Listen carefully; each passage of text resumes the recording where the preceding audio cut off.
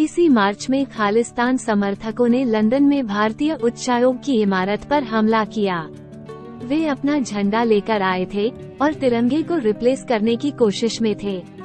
हालांकि high commission की फुर्ती से ये अपमान रोक लिया गया, लेकिन मांग होने लगी कि फ्लैग प्रोटोकॉल तोड़ने पर प्रदर्शनकारियों को सजा मिलनी चाहिए। अपने देश में फ्लैग प्रोटोकॉल टूटने पर सजा तय होती है, लेकिन विदेशों में मामला अलग हो जाता है। जैसे कनाडा का ही मामला लें तो वहाँ भारत या किसी भी देश के जितने प्रतीक और जितनी प्रॉपर्टी है, उनकी सुरक्षा की जिम्मेदारी उस देश के जिम्मे है। अपमान होने पर वहाँ की सरकार से स्पष्टीकरण मांगा जाता है कि सुरक्षा में चूक कैसे हुई। ये सीधे सीधे वियना संधि का उल्लंघन है। आमतौर पर अपने घर या अपनी प्रॉपर्टी की सुरक्षा की जिम्मेदारी हमें खुद लेनी होती है, लेकिन उच्चायोग के मामले में ऐसा नहीं है। Vienna convention on diplomatic relations के तहत कई ऐसे नियम हैं, जिसमें डिप्लोमेटिक प्रॉपर्टी की जिम्मेदारी वो देश लेता है जहां ये प्रॉपर्टी हो।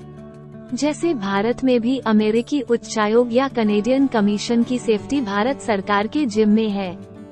अगर कोई नुकसान होता है तो सवाल जवाब के बाद संबंधित देश की सरकार ऐसे लोगों को सजा दे सकती है जिनकी वजह से नुकसान हुआ, लेकिन ये पूरी तरह से उस देश पर निर्भर है। इसके लिए सरकार सीधे तौर पर दूसरे देश को बाध्य नहीं कर सकती है, लेकिन अगर अपमान जारी रहे और अगला देश सुरक्षा न दे सके तो कई बार सरकारें कड़ा रुख भी अपनाती हैं।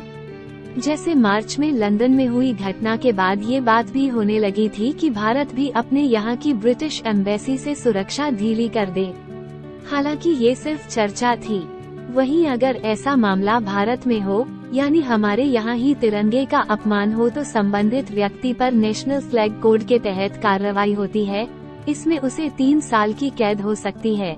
नेशनल फ्लैग कोड में कई नियम हैं, जिनका पालन करते हुए कोई भी अपने घर या दफ्तर में तिरंगा फहरा सकता है। पहले ऐसा नहीं था। सरकारी कार्यालयों और बड़े सरकारी अधिकारियों की गाड़ी पर ही तिरंगा लग सकता था। बिजनेसमैन नवीन जिंदल ने इस नियम के खिलाफ कानूनी लड़ाई लड़ी। उन्होंने दिल्ली हाई कोर्ट में याचिका दायर कर दी। मामला सुप्रीम कोर्ट तक चला गया।